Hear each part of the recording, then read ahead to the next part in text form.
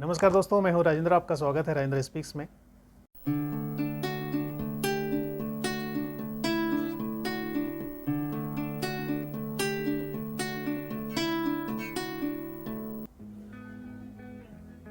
दोस्तों, आज के वीडियो में मैं आपके लिए लाया हूं एक और प्रेरणादायक कहानी, और ये बहुत खूबसूरत कहानी है। आज के समाज में भी हम इसको देखते हैं चारों तरफ। तो आप सब इस कहानी को ध्यान से देखिए और समझिए इसमें मैं क्या कहना चाहता हूँ। तो कहानी का शीर्षक है सबसे बड़ा धन। तो चलिए दोस्तों, शुरू करते हैं कहानी सबसे बड़ा धन। किसी गांव में एक बूढ़ा व्यक्ति अपने बेटे और बहू के साथ रहता था। परिवार सुखी संपन्न था, किसी तरह की कोई परेशानी नहीं थी। बूढ़ा बाप, जो किसी समय अच्छा खासा नौजवान था, आज बुढ़ापे से हार गया था और चलते समय लड़खड़ाता था।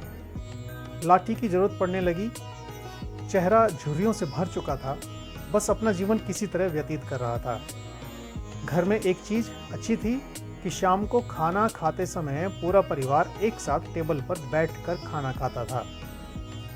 एक दिन ऐसे ही शाम को जब सारे लोग खाना खाने बैठे, बेटा ऑफिस से आया था।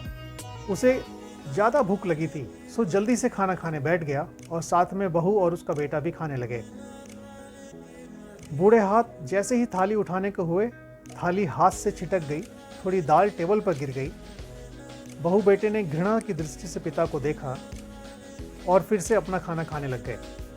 बूढ़े पिता ने जैसे ही अपने हिलते हाथों से खाना खाना शुरू किया तो खाना कभी कपड़ों पर गिरता, कभी जमीन पर। ये देखकर बहू ने चिढ़ते हुए कहा, हे राम, कितनी गंदी तरह से खाते हैं, मन करता है इनकी थाली किसी अलग कोने में लगवा देते हैं।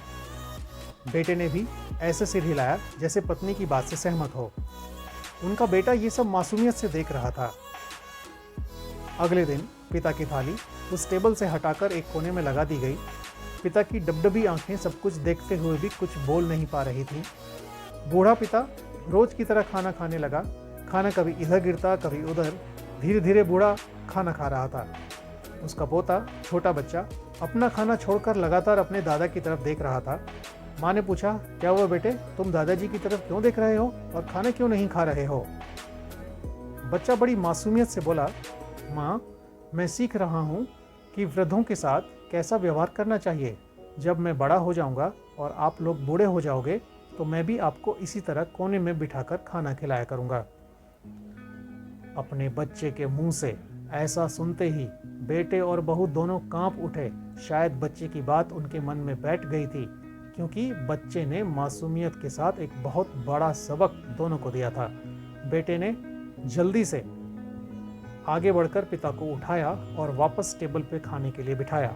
बहू भी भागकर पानी का गिलास लेकर आई कि पिताजी को कोई तकलीफ ना हो। तो मित्रों, माँ बाप इस दुनिया की सबसे बड़ी पूंजी हैं।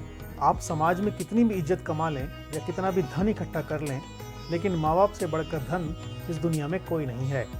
माँ बाप की हमेशा निस्वार्थ भाव से सेवा एवं इज्जत कीजिए।